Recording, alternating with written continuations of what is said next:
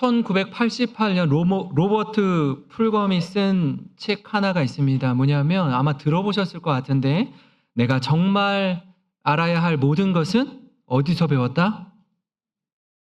어디서 배웠다? 유치원에서 배웠다라는 책이 있습니다. 내가 정말 알아야 할 모든 것은 유치원에서 배웠다. 저도 이거 오래전에 읽은 책이기도 한데요. 저자가 이렇게 말해요. 우리가 살면서 알아야 할 모든 것들을 이미 알고 있다라고 말합니다. 왜냐하면 살면서 유치원에서 배운 것들, 아주 기본적이고 상식적인 것들을 매일의 삶에서 계속해서 다시 배우고 그것을 적용하고 실천하면서 살아가기 때문입니다. 뭐 어려운 일이 아니에요. 신호등을 지키는 것, 음식을 먹고 양치를 하는 것, 또 친구들과 사이좋게 지내는 것, 약속을 잘 지키는 것, 뭐 다 유치원에서 배운 거죠. 너무나 기본적인 이야기이지만 너무나 중요한 모든 것을 우리는 이미 유치원에서 배웠습니다. 그렇게 배운 것을 평생에 우리 삶에 적용하며 살아가는 것입니다. 같은 맥락에서요, 오늘 읽은 이 하나님과 이스라엘 백성이 맺는 이 언약도 마찬가지입니다. 하나님의 백성이 출애굽해서 광야의 여정 가운데 지금 있고요. 앞으로 들어갈 가나안 땅에서 이스라엘 백성이 어떻게 살아야 되는지 하나님과 언약을 체결하는 시간이에요. 마치 이런 것과 같아요. 부부가 결혼할 때 수많은 증인들 앞에서 서약하는 것과 같습니다. 이건요, 부부가 되는 것을 많은 증인 앞에서 서약하는 것일 뿐 아니라 이제는 공식적으로 부부가 되어 서로 도리를 다할 것을 약속합니다. 결혼식은요, 그 가정을 이루는 끝이 아니라 가정을 살아내야 하는 시작입니다. 앞으로 부부가 평생의 약속을 신실하게 지키며 하나님이 만나게 하셔서 사랑하고 결혼하게 한 이 가정을 절대로 포기하지 않겠습니다. 끝까지 서로 사랑하며 삶으로 증명하겠습니다 하는 그 시작, 그 출발점이 바로 결혼입니다. 이처럼 하나님이요, 이스라엘 백성과 언약을 체결합니다. 시내산 언약이 주는, 하나님과 하나님 백성과의 시내산 언약이 주는 교훈 첫 번째는 뭐냐면요, 하나님은 이스라엘과 피의 언약을 통해 백성을 삼으셨다라는 거예요. 사실 그 하나님이 주로 모세와 이야기를 나누시죠. 그죠? 이제 언약을 체결할 때 이스라엘 백성 한 200만 명 정도가 있는데 그 중에 리더십들을 세워서 하나님 그들을 만나셔요. 모세, 아론의 아들인 나답과 아비후, 그리고 70명의 장로들과 함께 언약을 체결합니다. 이스라엘을 대표하는 리더를 부르는 거예요. 그리고 시내산에서 언약을 맺습니다. 1절, 2절입니다. 또 모세에게 이르시되 너는 아론과 나답과 아비후와 이스라엘 장로 70명과 함께 여호와께로 올라와 멀리서 경배하고 너 모세만 여호와께 가까이 나오고 그들은 가까이 나오지 말며 백성은 너와 함께 올라오지 말지니라. 하나님이 콕 집어서 너만 가까이 와 이렇게 얘기해요. 그러니까 아론과 아들들과 70명의 장로들은 조금 멀리서 경배하고 백성들은요, 저 멀리서. 모세만 이렇게 먼저 불러요. 왜 그럴까요? 왜? 하나님 왜 모세만 상대하실까요? 사실요, 완전하신 하나님, 의로우신 하나님, 이 거룩하신 하나님 앞에 죄인된 인간이 하나님을 대면하면 우리는 그 하나님의 거룩함과 의로우심에 압도되어서 죽을 수밖에 없어요. 그러니까 우리가 하나님을 경험하고 예수님을 경험하면, 여러분 우리 그런 이야기 하잖아요. 하나님을 인격적으로 만난다는 것. 예수님을 만난다는 것, 예수님을 경험한다라는 것 중에 가장 첫 번째 고백이 뭐냐면요. 하나님, 저 죄인입니다 하는 거예요. 머리로 알고 있고 배워서 알고 있던 인간이 죄인이지, 이거랑 하나님을 경험해서 아는 내가 죽을 수밖에 없는 죄인인데 예수님의 십자가로 나를 구원해 주셨군요 라고 인격적으로 경험하는 거랑 또 다른 차원인데, 하나님을 만나는 것의 첫 번째 고백이 뭐냐면 하나님, 저 죽을 수밖에 없는 죄인입니다. 진짜로요. 그냥 말이 아니라 제 전 인격으로 고백하기를 전 죽을 수밖에 없는 죄인이에요. 이거 첫 번째 깨닫는 겁니다.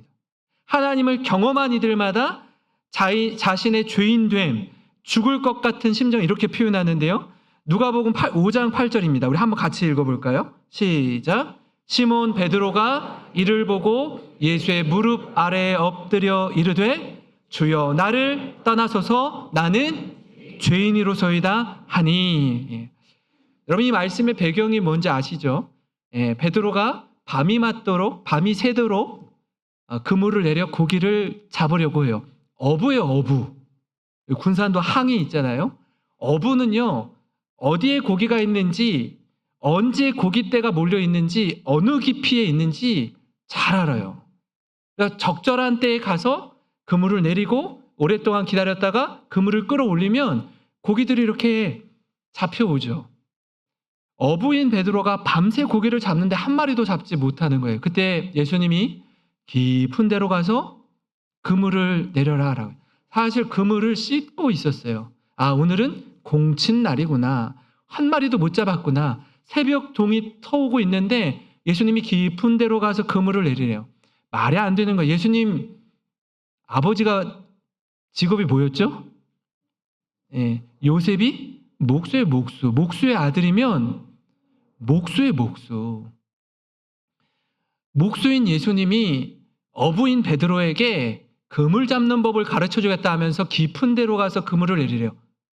말이 안 되는 얘기거든요. 근데 베드로가 뭐라고 하죠? 선생님, 밤이 맞도록 그물을 내려봤지만 단 한 마리의 고기도 잡지 못했습니다. 그러나 말씀에 의지하여 그물을 내리리이다. 그리고 그물을 내리고 잡았더니 2배 가득해서 배가 바다에 잠길 만큼 많은 고기를 잡았습니다. 그러면 여러분, 그렇게 많은 고기를 잡게 되었으면 첫 번째로 베드로가 예수님에게 해야 될 이야기가 뭐죠? 예수님, 고맙습니다. 감사합니다. 예수님 덕분에 빈 배였는데 만선의 배로 충만하게 채워주셔서 감사합니다. 이 고백을 해야 되는 거예요. 그죠? 근데 그렇게 고기를 잡은 후에 베드로가 한 말이 뭐라고요? 시몬 베드로가 이를 보고 예수의 무릎 아래에 엎드려 이르되 뭐라고? 주여 나를 떠나소서. 나는 누구라고요? 죄인이라고 그래요. 뭐 말도 안 되는 소리예요 지금. 예수님 고맙습니다, 감사합니다를 해야 되는데 뭐라고 한다고요? 나를 떠나서 나는 죄인입니다. 아까 처음에 뭐라고 얘기했어요? 선생님, 랍비요 이렇게 얘기했어요. 근데 지금 퀴리오스라고 해요. 주여라는 뜻이거든요. 헬라어로요. 주여. 선생님에서 주여로 바뀌어요. 예수님이 일반 랍비가 아니라는 거예요. 주님이라는 걸 경험하니까 그의 고백이 나 죄인입니다. 나를 가까이 하지 마세요. 나를 떠나세요. 라고 얘기하는 거예요. 여러분, 예수님을 만난 자의 고백은 내가 죄인이라는 사실을 자각하고 인정하는 겁니다. 여호와의 영광스러운 임재 앞에서 두려움과 떨림으로 고백한 이사야 선지자 역시 마찬가지입니다. 이사야 6장 5절을 보면 이렇습니다. 같이 한번 읽겠습니다. 시작. 그때에 내가 말하되 화로다 나여 망하게 되었도다. 나는 입술이 부정한 사람이요 나는 입술이 부정한 백성 중에 거주하면서 만군의 여호와이신 왕을 배웠음이로다 하였더라. 만군의 여호와 하나님을 대면한 이사야 선지자의 고백이 뭐라고요? 화로다 나여 망하게 되었도다. 죽게 되었다라는 얘기예요. 두렵다라는 얘기예요. 하나님의 거룩하심 앞에 압도된 고백이라는 거예요. 거룩한 하나님을 죄인된 인간이 마주할 때 갖게 되는 첫 번째 마음이, 우리 죄가 벌거벗은 것처럼 있는 그대로 다 드러나죠. 너무 부끄러운 거예요. 죽을 것 같이. 찬란한 빛이 이 공간을 환하게 비출 때에 우리 눈에 보이지 않던 이 수많은 먼지가 밝히 보이는 것처럼 영광스러운 하나님 앞에 우리가 설 때 우리 죄가 다 드러나는 겁니다. 여러분, 이처럼 하나님은 가장 먼저 모세를 부르시고 그와 대면하여 말씀하십니다. 그리고 모세가 이스라엘 백성에게 이렇게 전해요. 24장 3절입니다. 모세가 와서 여호와의 모든 말씀과 그의 모든 율례를 백성에게 전하매 그들이 한 소리로 응답하여 이르되 여호와께서 말씀하신 모든 것을 우리가 준행하리이다. 하나님 말씀 우리가 지키고 순종하겠습니다 라고 말해요. 그리고 하나님의 언약을 모세가 말한 내용을 다시 적어요. 다시 적어서 이 언약서를 이스라엘 백성에게 다시 한번 들려줍니다. 그게 7절이에요. 언약서를 가져다가 백성에게 낭독하여 듣게 하니 또 뭐라고 얘기하죠? 그들이 이르되 여호와의 모든 말씀을 우리가 준행하리이다. 똑같이 얘기해요. 이 약속의 과정 속에 청년들이 번제와 화목제를 드립니다. 번제는 소나 양이나 숫, 염소로 흠없는 걸로 머리에 손을 얹고 자기 죄를 전가시켜서 덤탱이를 씌워서 태워드리는 제사입니다.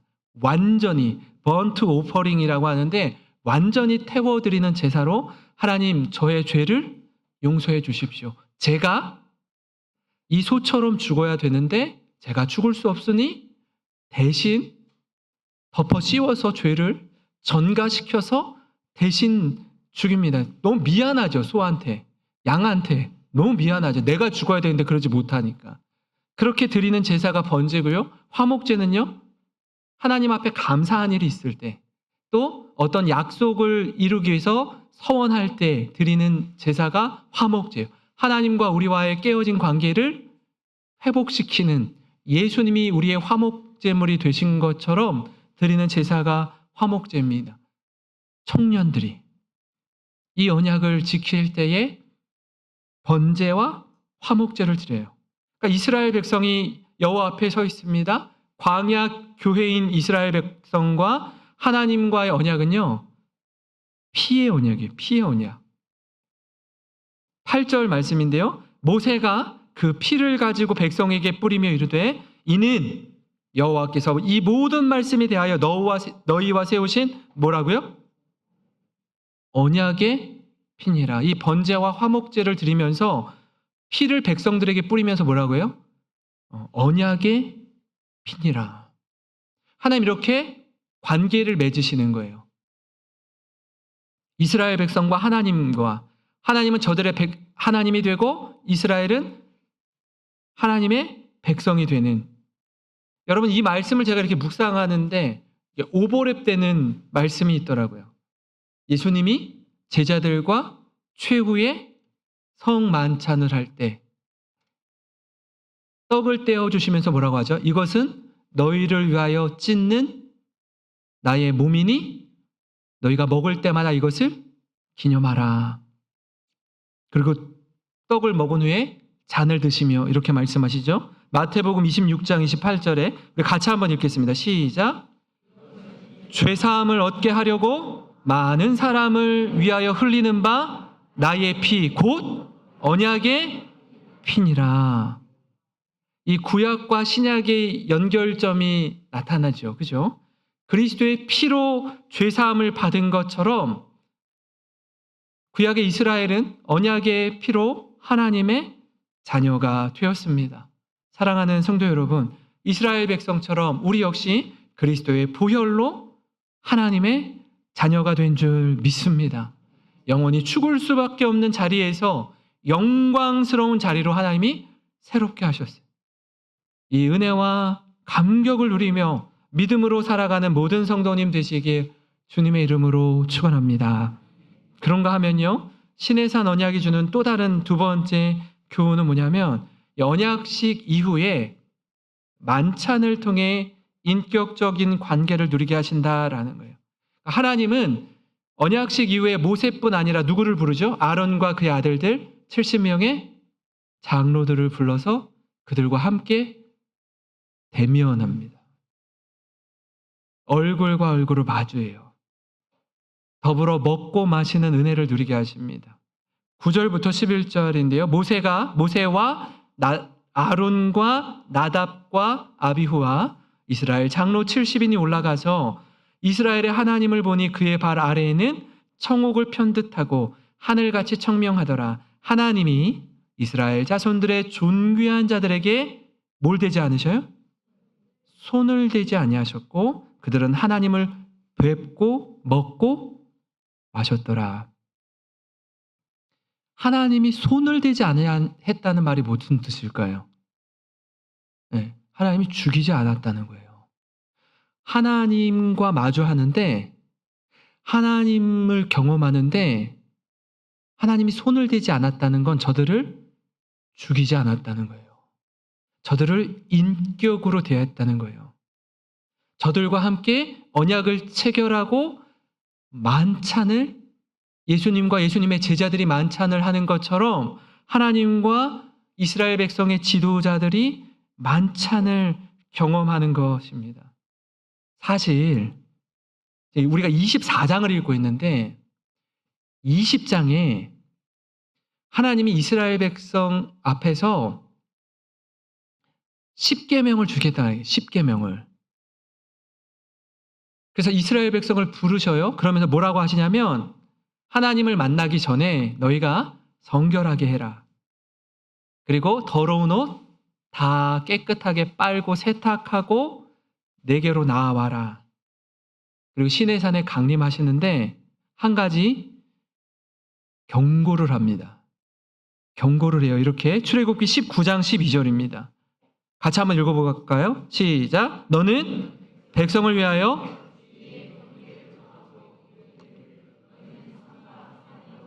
그 경계를 침범하지 말지니 산을 침범하는 자는 반드시 죽임을 당할 것이라. 산으로 올라오지 말래요. 산으로 올라오면 죽는데요. 거리를 두는 거예요, 하나님이요.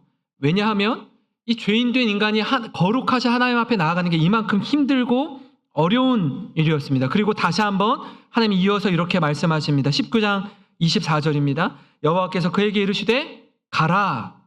너는 내려가서 아론과 함께 올라오고 제사장들과 백성에게는 경계를 넘어 나 여호와에게로 올라오지 못하게 하라. 내가 그들을 칠까 하노라. 내가 그들을 칠까 하노라. 죽는다는 거예요. 그러니까 하나님이요, 우리가 생각하는 것처럼 그렇게 만만한 분이 아니에요. 쉽게 대할 수 있는 분이 아니에요. 구약의 하나님 엄청나게, 여러분 거리를 두잖아요. 경계를 정하잖아요. 이처럼 모세 외에는 하나님을 인격적으로 경험하지 못했어요. 더불어 하나님이 이 구름 가운데 시내산에 임재하실 때 10계명의 메시지를 이스라엘 백성들에게 전해주거든요. 전해주는데 이스라엘 백성이 듣다가, 이스라엘 백성들이 하나님의 음성을 듣다가 벌벌 떨어요. 그리고 모세에게 이런 부탁을 해요. 20장 18절 19절입니다. 같이 한번 읽어보겠습니다. 시작. 우레와 번개와 나팔 소리와 산의 연기를 본지라. 그들이 볼 때에 떨며 멀리 서서 모세에게 이르되 당신이 우리에게 말씀하소서 우리가 들으리이다. 하나님이 우리에게 말씀하시지 말게 하소서 우리가 죽을까 하나이다. 대충 느낌이 오시죠? 어떻게 가는지. 그러니까 하나님을 경험하는 건요, 하나님과 대면해서 식사를 하는 건요, 어마어마한 일인 거예요. 근데 지금 24장으로 넘어가면서 어떻게 해요? 이런 19장, 20장 이런 상황들이요, 바뀌게 되는 거예요. 그 하나님이 우리의 하나님 되어주시겠다라고 만나주시는 거예요. 여러분, 그 은혜가 얼마나 크고 놀라운지를 우리에게 보여주시는 것입니다. 다시 한번 11절을 보면 이렇습니다. 24장, 하나님이 이스라엘 자손들의 존귀한 자들에게 손을 대지 아니하셨고 그들은 하나님을 뵙고 먹고 마셨더라. 이 말씀이 얼마나 놀라운 말씀인지 알 수 있습니다. 창조주 하나님이 피조물인 인간과 함께 해주셔요. 저들을 하나님의 백성으로 맞아 주십니다. 이스라엘 백성뿐 아니라 신약 시대를 살고 있는 오늘 이 자리에 계시는 우리 모든 성도님들 역시 이 은혜와 감격을 누리기를 소망합니다. 사랑하는 성도 여러분, 하나님은 우리를 자녀 삼아 주셨습니다. 이건 은혜 위에 은혜예요. 우리 아까 중고등부 학생들이 찬양한 것처럼 그리스도 예수 안에서 함께 지어져가는 교회로 세워주신 줄 믿습니다. 하나님이 우리 아버지 되어주시는 건요, 세상 어떤 것과도 바꿀 수 없는 은혜입니다. 예수님의 십자가로 구원받은 건 우리가 얼마나 소중한 존재인지 보여주시는 거예요. 세상 끝날까지 함께 하시는 성령님은 어떤 상황에도 우리와 함께 하시마 약속하고 있습니다. 성부, 성자, 성령, 삼위 하나님이 우리를 구원하시기 위해 동참하고 계세요. 이처럼 우리는 말할 수 없이 충만한 사랑을 받고 누리는 성도들입니다. 저는 우리 영생교회 모든 성도님들이 하나님의 풍성한 은혜와 사랑을 힘입어 세상을 담대하게 이기며 살아가는 우리 모든 성도님 되시길 주님의 이름으로 축원합니다.